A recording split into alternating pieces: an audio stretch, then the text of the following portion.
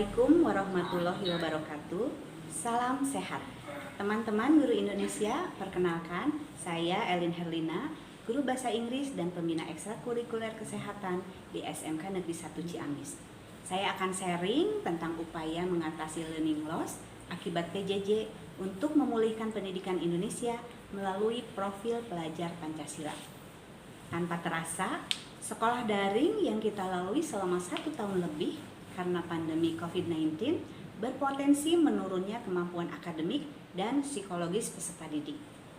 Oleh karena itu, pemerintah membuat surat keputusan bersama 4 menteri yang membolehkan peserta didik kembali ke sekolah dengan PTM terbatas dan protokol kesehatan yang ketat untuk menghindari klaster sekolah. Kebijakan Menteri Pendidikan Nadiem Makarim juga melalui Merdeka Belajar bisa dijadikan solusi untuk mewujudkan sumber daya manusia yang unggul sebagai bentuk perwujudan pelajar sepanjang hayat sesuai dengan nilai-nilai Pancasila. PTM terbatas harus berorientasi pada pemulihan learning loss dan guru dapat melakukan berbagai upaya untuk menyiasatinya. Namun, sebelum merubah seseorang, guru harus mempunyai growth mindset untuk meningkatkan kualitas diri dan profesinya melalui yang pertama, empati. Empati membuat guru lebih peduli dan jeli dengan permasalahan yang dialami oleh peserta didik. Yang kedua, active and creative. Guru harus berpikir out of the box agar pembelajaran menjadi menyenangkan melalui media-media seperti video, infografis, gambar, dan multimedia lainnya. Yang ketiga adalah be a friend with technology. Guru dapat memanfaatkan teknologi agar tidak gaptek lagi. Banyak aplikasi yang mendukung proses pembelajaran. Setelah guru memanage dirinya sendiri, guru bisa menentukan strategi yang tepat dan efektif. Strategi yang pertama yaitu blended learning, yaitu kolaborasi antara daring dan luring. Strategi yang kedua adalah penerapan kelas modern atau flipped classroom, yaitu dengan menggabungkan aspek asinkronus dan sinkronus secara efektif. Pemanfaatan aplikasi Learning Management System atau LMS menjadi standar dalam pola ini, sehingga bisa mendorong penalaran tingkat tinggi atau HOTS dari siswa melalui project based learning dengan presentasi, diskusi, bedah kasus, atau debat. Teman-teman guru hebat Indonesia, integritas dan loyalitas seorang pendidik dalam melayani generasi penerus bangsa harus dilaksanakan secara total. Dan pengalaman pribadi saya dalam melaksanaan PTM terbatas dalam pembelajaran bahasa Inggris, hal yang paling utama tentu membuat persiapan, yaitu membuat RPP yang sistematis agar pembelajaran berlangsung secara interaktif, inspiratif, dan memotivasi siswa untuk berpartisipasi aktif terutama dalam speaking English. Yang selanjutnya adalah melaksanakan pembelajaran sesuai dengan RPP. Write what you do and do what you write. Disinilah nantinya terlihat peran profil pelajar Pancasila yang sebenarnya. Selalu awali pertemuan baik di dalam kelas maupun di luar kelas dengan 5S. Dan awalilah setiap kegiatan dengan berdoa. Ini merupakan pencerminan profil pelajar Pancasila yang beriman dan berakhlak mulia.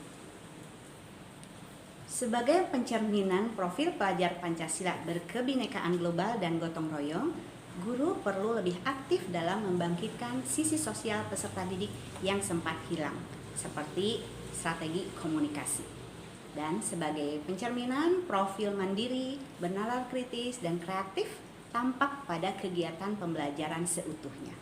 Guru harus merancang metode pembelajaran berbasis proyek untuk memacu kreativitas siswa yang berpusat pada teknologi, bisa melalui audio, video, atau multimedia lainnya dengan menggunakan WhatsApp Group, Google Classroom, atau LMS.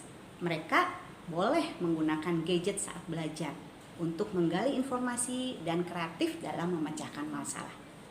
Nah, pembelajaran pun bisa dilakukan di mana saja, tidak harus di dalam kelas. Itu merupakan esensi dari Merdeka Belajar. Dan sebagai bentuk dari evaluasi dan tindak lanjut pembelajaran selanjutnya, guru harus selalu menumbuhkan semangat atau passion peserta didik. Karena setiap peserta didik dikaruniai keunggulan di samping kelemahannya. Apalagi dalam pembelajaran bahasa Inggris. Para peserta didik harus menguasai 4 skill: listening, speaking, reading, dan writing.